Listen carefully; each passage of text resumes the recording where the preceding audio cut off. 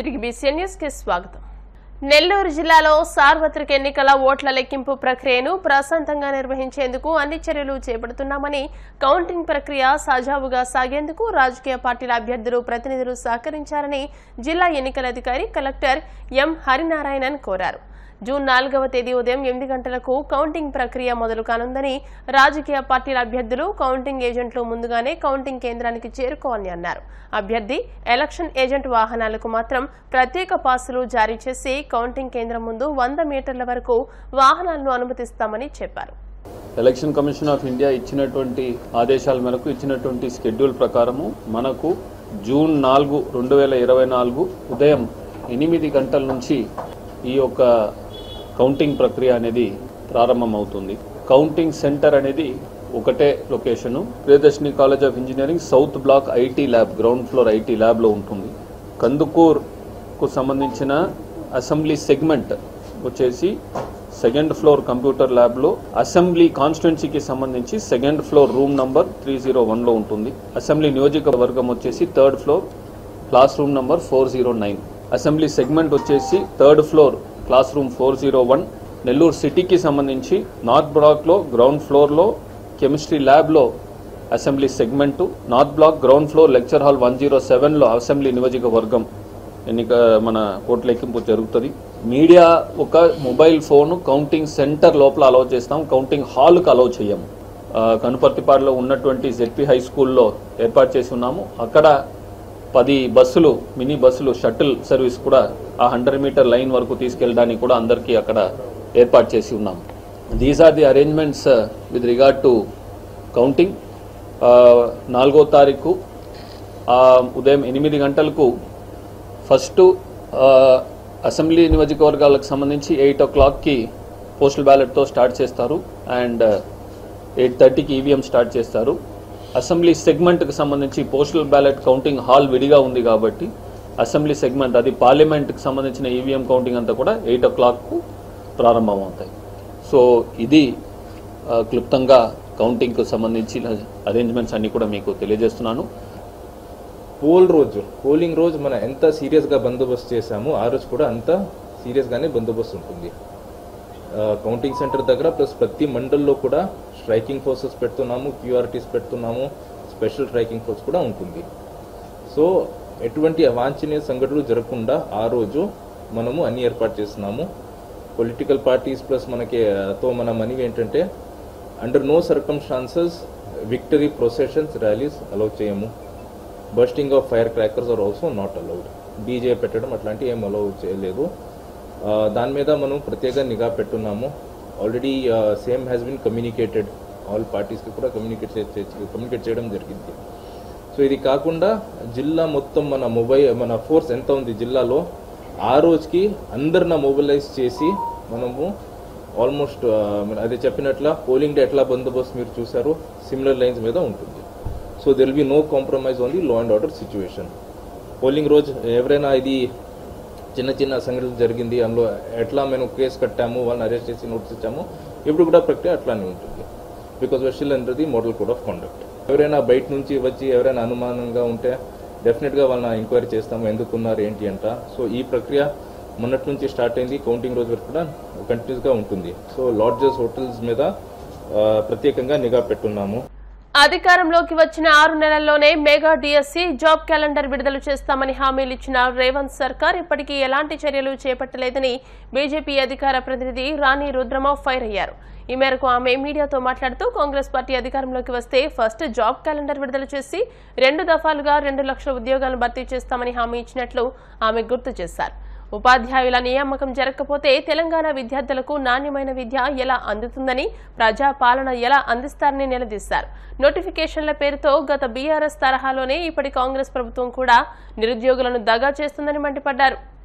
రాబోయేటటువంటి విద్యా సంవత్సరంలో ఎటువంటి నిర్ణయాలు తీసుకుంటుంది అనేటువంటి దాని గురించి ఈ పాటికే తెలంగాణ రాష్ట్ర ప్రభుత్వం తెలంగాణ రాష్ట్ర ప్రజలకు, మరీ ముఖ్యంగా తల్లిదండ్రులకు, విద్యార్థులకు, ఉపాధ్యాయులకు తెలియజేయాల్సి ఉండే.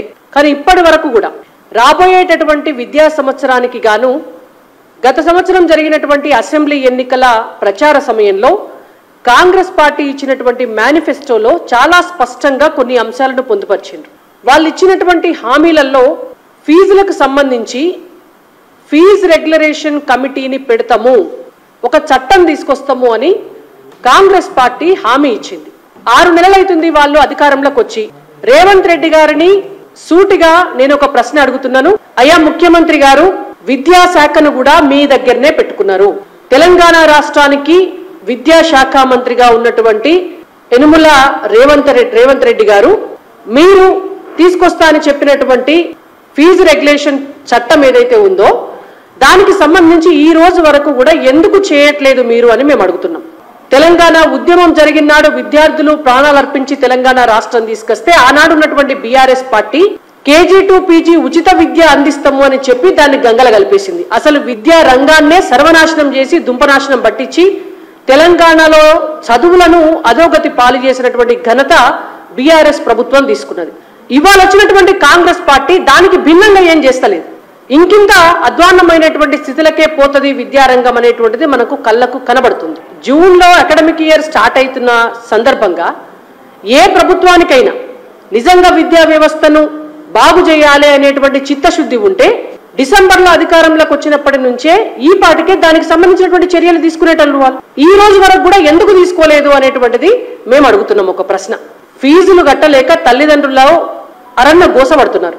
ఈ రాష్ట్రంలో ఏ తల్లిదండ్రులకైనా కూడా పిల్లల చదువులకు సంబంధించినటువంటి టెన్షన్ కంటే వేరే టెన్షన్ ఏం లేదు. చిన్న పిల్లలైతే అడ్మిషన్ ఫీజులు కట్టాలా, లేకపోతే క్వార్టర్లీ కట్టాలి, హాఫ్ ఇయర్లీ కట్టాలి. ఈ ఏడాది 1,00,000 కడితే వచ్చే ఏడాది 1,50,000 కట్టాలి, మళ్ళొచ్చే ఏడాది 2 లక్షలు కట్టాలి. దీని మీద ఎల్కేజీ చదివేటటువంటి పిల్లలకు స్కూల్లో అడ్మిషన్ ఇచ్చేటువంటి పిల్లలకు కూడా 3 లక్షలు 5 లక్షలు తీసుకుంటున్నటువంటి స్కూల్స్ కూడా ఉన్నాయి. మరి వాటిపైన ఈ రోజు వరకు కూడా నియంత్రించడానికి ఒక చట్టం కానీ, ప్రభుత్వం నుంచి ఒక వార్నింగ్ కానీ, విద్యాశాఖకు ఒక లెటర్ కానీ ఏదన్నా తెలంగాణ రాష్ట్ర ప్రభుత్వం ఎందుకు పంపించాలి అని మేము అడుగుతున్నాం. అంటే ఇష్టానికి వదిలేస్తారా? తెలంగాణ రాష్ట్రంలో ఏ పాఠశాల అయినా ఏ కళాశాల అయినా ఇష్టం వచ్చినట్టు ఫీజులు వసూలు చేయడానికి తెలంగాణ రాష్ట్ర ప్రభుత్వం అనుమతినిస్తుందా? మీరు ఆ సమాధానం చెప్పండి మాకు. అయితే నియంత్రిస్తారా? మీరు నియంత్రించకపోతే అనుమతించినట్టే. మరి వాళ్ళ దగ్గర నుంచి కూడా మీరు ఎడ్యుకేషనల్ ఇన్స్టిట్యూషన్స్ దగ్గర నుంచి ఏమన్నా కమిషన్లు తీసుకుంటున్నారా? ఇంకా అధ్వానమైనటువంటి పరిస్థితి ఏంటంటే వీళ్ళు ఇచ్చినటువంటి మేనిఫెస్టోలో 6,000 ప్రభుత్వ పాఠశాలలు మూసివేసినటువంటి వాటిని తెరిపిస్తామని చెప్పిండ్రు. ఇప్పటి వరకు లిస్టు తీసుకున్నారా అని అడుగుతున్నాం మేము. మూతబడినటువంటి ప్రభుత్వ పాఠశాలల లిస్టు మీ కాడ ఉన్నదా? వాటిని తెరిపిస్తాము అన్నారు కదా, దానికి సంబంధించి ఒక్క అడుగు ఏమన్నా ముందు పడిందా? ఏం చేసిండ్రు మీరు? మూతబడిన 6,000 ప్రభుత్వ పాఠశాలలను తెరిపియడానికి విద్యాశాఖ మంత్రిగా రేవంత్ రెడ్డి గారు తీసుకున్నటువంటి చర్యలు ఏమిటి అనేటువంటిది ఇవాళ చెప్పాలి తెలంగాణ ప్రజలకు. రోజువారీ కూలీ పని చేసుకునేటటువంటి వాళ్ళ పిల్లలే ప్రభుత్వ పాఠశాలల్లో చదువుతున్నారు. వాళ్ళు కూడా 45% ఉన్నారు అని అంటే తెలంగాణ రాష్ట్రంలో ఆర్థిక స్థితిగతులు ఎంత దారుణమైనటువంటి స్థితిలో ఉన్నాయనేది అర్థం చేసుకోవాలి మనం. అటువంటి బడుగు బలహీన అనగారినటువంటి వర్గాల పిల్లలను చదువుకు దూరం చేసేటటువంటి కుట్ర గతంలో ఉన్నటువంటి బీఆర్ఎస్ పార్టీ ప్రభుత్వం చేసింది. ఇప్పుడున్నటువంటి కాంగ్రెస్ పార్టీ ప్రభుత్వం కూడా దాన్ని కొనసాగిస్తుంది. తమిళనాడులోని కన్యాకుమారిలో ప్రధాని నరేంద్ర మోదీ 45 గంటల ధ్యానం ప్రారంభమైంది. కన్యాకుమారిలోని వివేకానంద రాక్ మెమోరియల్ వద్ద ప్రధాని నరేంద్ర మోదీ ధ్యానం చేస్తున్నారు. ప్రధాని మోదీ ధ్యానం చేస్తున్నట్టుగా కొన్ని చిత్రాలు బయటకు వచ్చాయి. ఇందులో అతడు సూర్య భగవానుడికి నీరు సమర్పించి సూర్య నమస్కారాలు చేశారు. కన్యాకుమారి చేరుకున్న ప్రధాని భగవతి అమ్మన్ ఆలయంలో పూజలు చేశారు. తర్వాత ఫెర్రీలో వివేకానందుడి విగ్రహం వద్దకు చేరుకున్నారు. ధ్యాన మండపంలో ఆయన వివేకానంద రామకృష్ణ పరమహంస ముందు చేతులు జోడించారు. అనంతరం ప్రధాని మోదీ ధ్యానంలో కూర్చున్నారు. ఈ చిత్రాల్లో ప్రధాని మోదీ కాషాయ వస్త్రాలు, రుద్రాక్ష జపమాల ధరించి కనిపించారు. 45 గంటల పాటు మోదీ ధ్యానంలో ఉండనున్నారు.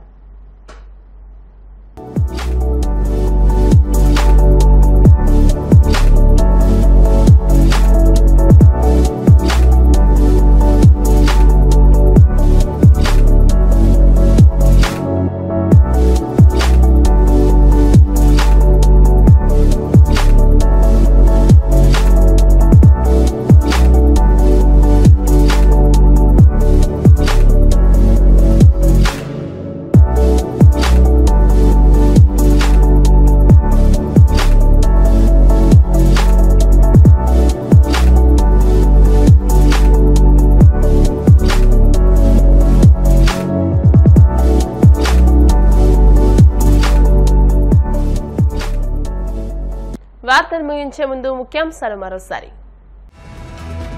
శ్రీకాళహస్తీశ్వర దేవస్థానంలో ప్రత్యేక పూజలు, స్వామిని దర్శించుకుని తరించిపోయిన భక్తజనం.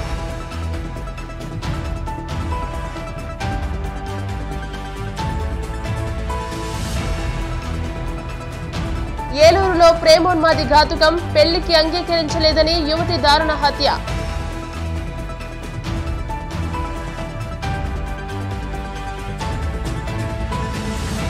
నెల్లూరు జిల్లాలో ఓట్ల లెక్కింపు ప్రక్రియకు సర్వం సిద్ధం, ప్రతి ఒక్కరూ సహకరించాలన్న కలెక్టర్ ఎం హరినారాయణన్. తెలంగాణ ముఖ్యమంత్రి రేవంత్ పై బీజేపీ అధికార ప్రతినిధి రాణి రుద్రమ ఫైర్, జాబ్ క్యాలెండర్ విడుదల చేస్తామన్న హామీ ఏమైందంటూ సూటి ప్రశ్న. ఈ వార్తలు ఇంతటితో సమాప్తం. మరిన్ని వార్తా విశేషాలతో నెక్స్ట్ బులెటిన్లో మళ్ళీ కలుసుకుందాం. అంతవరకు సెలవు, నమస్కారం. చూస్తూనే BCN న్యూస్.